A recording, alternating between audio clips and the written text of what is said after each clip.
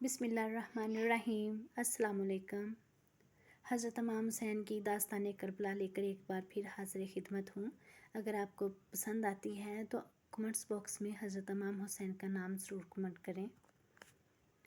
حضرت امام حسین رضی اللہ عنہ نے عمر بن سعد سے ملاقات کی اور کہا کہ تو ایسا کام مت کر، میرا روب اپنے سر نہ لے۔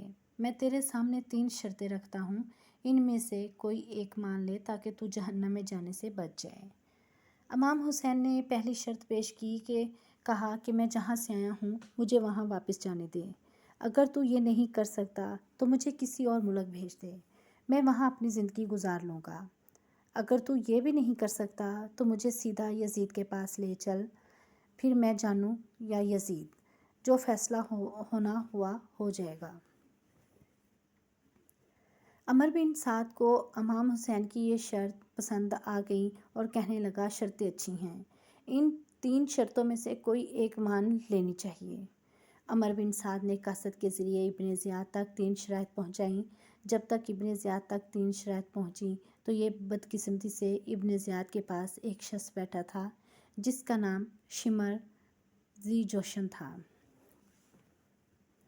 ابن زیاد نے شمر سے ان شرائط کے بارے میں مشورہ کیا۔ شمر نے ابن زیاد کو کہا کہ میں تمہیں بتاؤں، حسین اب بھاگنے کی کوشش کر رہا ہے کیونکہ ہمارے پنجوں نے انہیں جکڑ لیا ہے۔ اب حسین پھنس گیا ہے، اب کوئی اور فرار ہونے کے لیے راہ نہیں رہی۔ وہ ایک چال چل رہا ہے، سوچ رہا ہے کہ کسی طرح ان پنجوں سے نکل جاؤں۔ اگر آپ اجازت دے دی تو حسین نکل جائے گا۔ ابھی تو چاروں طرف سے فوجیوں نے جکڑا ہوا ہے، اس لیے اس کو بالکل مہلت نہیں دینی چاہیے۔ شمر نے کہا کہ یہ ساری شرارت مجھے عمر بن سعد کی معلوم ہوتی ہے، وہ امام حسین کو قتل نہیں کرنا چاہتا۔ تم ایسا کرو، عمر بن سعد کو معزول کر دو، اس کی جگہ مجھے دے دو۔ میں گورنر بن جاتا ہوں اور یہ مہم بھی مجھے ہی دے دو، اس مہم کو پورا کروں گا، مجھے بھیجو۔ ابن زیاد بھی شمر کی باتوں میں آ گیا۔ پہلے بھی اس کا ارادہ مضبوط تھا، شمر کے کہنے پر اور مضبوط ہو گیا۔ ابن زیاد نے عمر بن سعد کے نام خط لکھا اور شمر کو دے کر بھیج دیا۔ اس نے خط میں لکھا کہ ہم نے تمہیں اس لیے نہیں بھیجا کہ صلح کی تجویز دو۔ خبردار، اگر امام حسین پہلے میرے اور پھر یزید کے ہاتھ پر بیعت کرتے ہیں تو ان کو گرفتار کر کے لے آؤ، اگر وہ بیعت سے انکار کرتے ہیں تو انہیں قتل کر دو۔ کہا ایسا نہ ہو امام حسین کی مدد کو کوئی فوج آ پہنچے اور ہمیں لینے کے دینے پڑ جائیں، اور اگر تم اس کے لیے تیار نہیں ہو تو جو تمہارے پاس ریگ کا تقرری کاغذ ہے وہ شمر کو دے دو، پھر اس کام کو شمر پورا کرے گا۔ شمر خط لے کر پہنچا۔ عمر بن سعد نے خط پڑھ کر شمر سے کہا کہ یہ ساری شرارت تیری معلوم ہوتی ہے، میں نے تو چاہا تھا کہ کسی طرح ہم لوگ اس وبال سے بچ جائیں، اولاد رسول صلی اللہ علیہ وآلہ وسلم کا وبال ہمارے سر نہ آئے، مگر او شمر، میں اب تیری آنکھیں بھی ٹھنڈی نہیں ہونے دوں گا، میں ہی اس مہم کو پورا کروں گا، میں ہی امام حسین کا سر یزید کے پاس لے جاؤں گا اور رے کی گورنری کروں گا۔ شمر ابن زیاد کی طرف سے ایک اور پیغام لایا تھا کہ حسین اور نہر فرات کے درمیان حائل ہو جاؤ اور ان کو نہر فرات کی ایک بوند بھی نہ لینے دو۔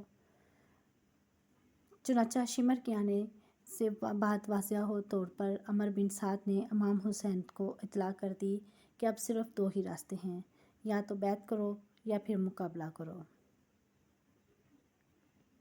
محرم کی 7 تاریخ سے امام حسین پر پانی بھی بند کر دیا گیا۔ نہر فرات پر 4000 فوجی متعین کر دیے گئے اور عمر بن سعد نے حکم دیا کہ حسین ایک بوند بھی پانی کی لے جانے میں کامیاب نہ ہو۔ شاعر بیان کرتا ہے، حاکم کا یہ حکم تھا کہ پانی بشر پئیں، گھوڑے پئیں، اونٹ پئیں، چرند پرند پئیں، منع تم نہ کیجیو، مگر ایک فاطمہ کے لال کو پانی نہ دیجیو۔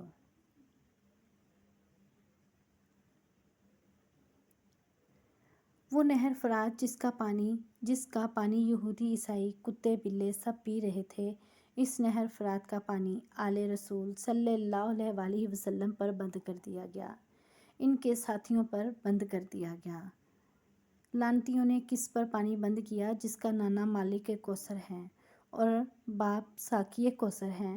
بدبختوں نے یہ خیال نہ کیا کہ ان کا پانی بند کر کے ان کے نانا جان کے ہاتھوں کوثر کے جام کیسے پئیں گے، مگر کوثر کے جام ان کے نصیب میں تھے ہی نہیں۔ اگر ان کے نصیب میں ہوتے تو ایسی بدبختی کا مظاہرہ نہ کرتے۔ امام حسین نے اپنے چند رفیقوں کو عمر بن سعد کے پاس پیغام دے کر بھیجا۔ امام حسین کے ساتھی یزیدیوں کے پاس گئے، عمر بن سعد سے ملے اور کہا کہ کم از کم پانی تو بند نہ کرو، تم تو 22,000 ہو اور ہم لڑنے والے صرف 72 ہیں، پانی پی کر بھی تمہارا مقابلہ نہیں کر سکتے۔ ہمارے پاس تو سامان جنگ بھی پورا موجود نہیں، اور تم تو ہر قسم کے ساز و سامان کے ساتھ آئے ہو، ہر سامان جنگ تمہارے پاس موجود ہے، اس لیے پانی تو بند نہ کرو۔ اگر تمہیں ہمارا خیال نہیں تو کم از کم رسول ذاتیوں کا خیال کر لو، چھوٹے چھوٹے بچوں کا خیال کرو۔ پانی ایک ایسی چیز ہے جس کی ہر وقت ضرورت ہے، مگر وہ ایسے بدبخت تھے کہ پانی دینے کو تیار نہ ہوئے۔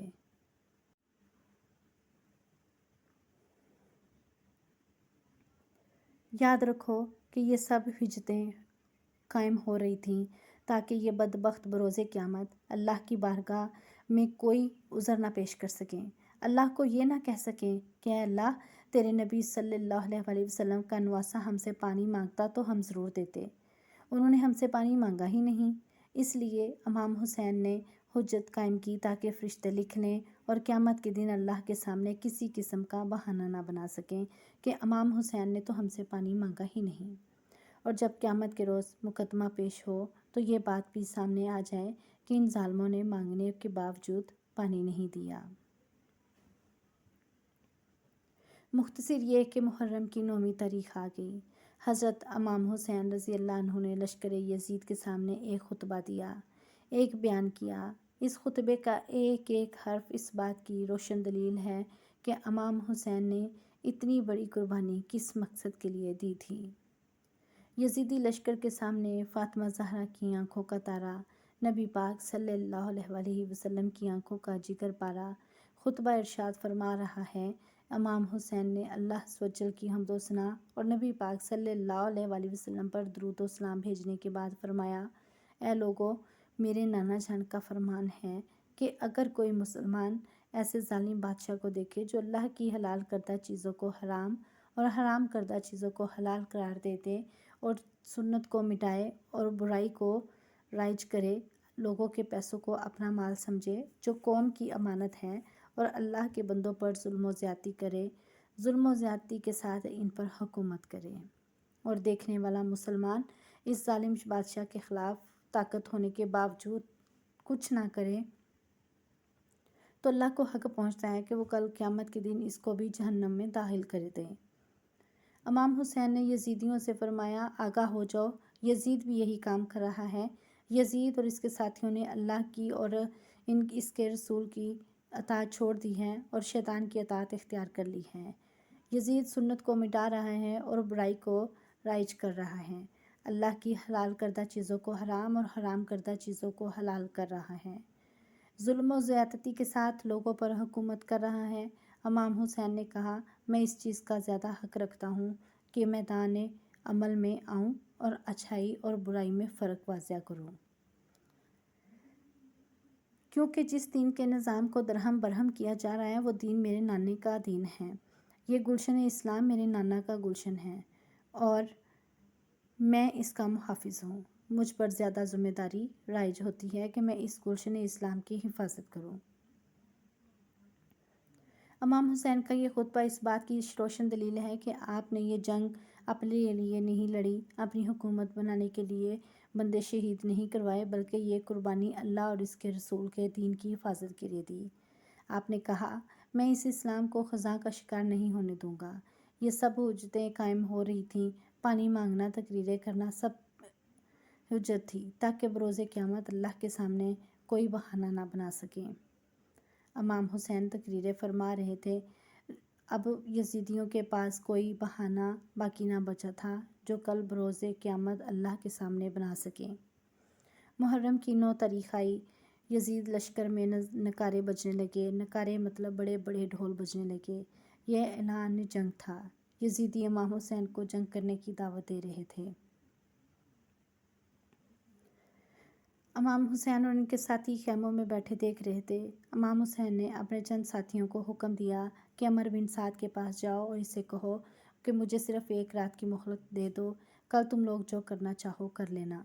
امام حسین کے ساتھی خیموں سے نکل کر یزیدی فوجیوں میں داخل ہوتے ہوئے عمر بن سعد کے پاس پہنچے اور امام حسین کا پیغام پہنچایا کہ امام حسین کہہ رہے ہیں کہ ہمیں 1 رات کی مہلت دے دو۔ عمر بن سعد نے اس بات کو منظور کر لیا۔ امام حسین اور ان کے ساتھیوں کو 1 رات گزارنے کی مہلت دے دی۔ یہ جمعے کی رات تھی۔ امام حسین نے نماز عشاء ادا کی اور نماز کے بعد اپنے تمام ساتھیوں کو اپنے خیمے میں جمع کیا اور فرمایا، میرے عزیزو، میرے رفیقو، میں تم سے بہت خوش ہوں اور میں تمہیں خوشی سے اجازت دیتا ہوں جہاں بھی تم سے ہو سکے چلے جاؤ۔ رات کی اس تاریک اندھیرے میں تمہارے لیے جانا آسان ہے۔ کوئی بھی اپنے آپ کو میرے ساتھ رہنے پر مجبوری محسوس نہ کرے۔ میں تمہیں خوشی سے اجازت دیتا ہوں کہ تم کربلا کی زمین سے کہیں دور چلے جاؤ اور ان بچوں کو بھی اپنے ساتھ لے لو۔ یہ یزیدی صرف میرے خون کے پیاسے ہیں، میرے خون سے ان کی پیاس بجھ جائے گی۔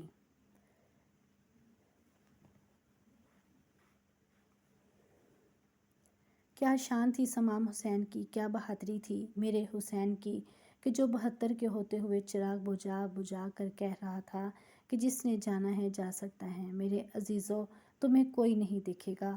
اور ایک یزید بھی تھا۔ یزید اتنا ڈرا ہوا تھا کہ 22,000 کا لشکر ہوتے ہوئے دوسرے ملکوں سے فوج منگوا رہا تھا کہ میری مدد کرو، میری مدد کرو۔ جب امام حسین نے اپنے ساتھیوں سے کربلا سے جانے کے لیے کہا تو ان میں سے ایک بھی جانے کے لیے تیار نہ ہوا۔ سب نے کہا، اے فرزند رسول، ہم اس مصیبت کے وقت میں آپ کا ساتھ چھوڑ کر نہیں جائیں گے اور آپ کو دشمن کے حوالے کر کے چلے جائیں تو آپ قیامت کے روز رسول اللہ صلی اللہ علیہ وسلم کو کیا جواب دیں گے؟ ان کو ہم کیا منہ دکھائیں گے؟ وہ کہیں گے کہ اس مصیبت کے وقت میرے بیٹے کا ساتھ چھوڑ دیا اور اپنی جانوں کو عزیز سمجھا اور میرے بیٹے کو دشمن کے حوالے کر کے چلے گئے۔ ہم ہرگز آپ کو چھوڑ کر نہیں جائیں گے، بلکہ آپ دیکھیں گے کہ ہم میدان جنگ میں کس طرح آپ کے آگے پیچھے کھڑے ہو کر اپنی جانیں قربان کرتے ہیں۔ ہم دشمن کا کوئی بھی تیر آپ تک پہنچنے نہیں دیں گے۔ حضرت امام حسین ان کے جواب سے بہت خوش ہوئے اور کہا، اگر تمہاری یہی مرضی ہے تو اپنے دل کو پہاڑ جیسا بڑا کر لو اور بہت ساری آزمائشوں کے لیے تیار ہو جاؤ۔ یہ کہنے کے بعد امام حسین نے اپنے ساتھیوں سے کہا کہ جاؤ اپنے خیموں میں اور آج کی رات عبادت کر لو۔ ہو سکتا ہے آج کے بعد کوئی ایسی رات نہ ملے۔ سب لوگ امام حسین کی اجازت لے کر اپنے اپنے خیموں میں عبادت میں مصروف ہو گئے۔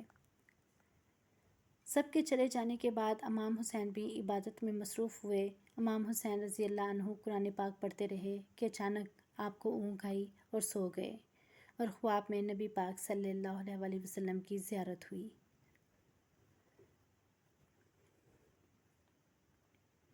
حضرت امام حسین نے خواب میں اپنے نانا جان کی زیارت کی۔ خواب میں آ کر نبی پاک صلی اللہ علیہ وسلم نے حضرت امام حسین کو کیا پیغام دیا، یہ اب آپ کو ایپیسوڈ نمبر 3 میں جانیں گے۔ اگر آپ کو یہ پسند آ رہی ہے اور اگر آپ یہ جاننا چاہتے ہیں کہ کیا پیغام ملا تو آپ کمنٹس باکس میں مجھے بتائیں اور ویڈیو کو لائک بھی کریں۔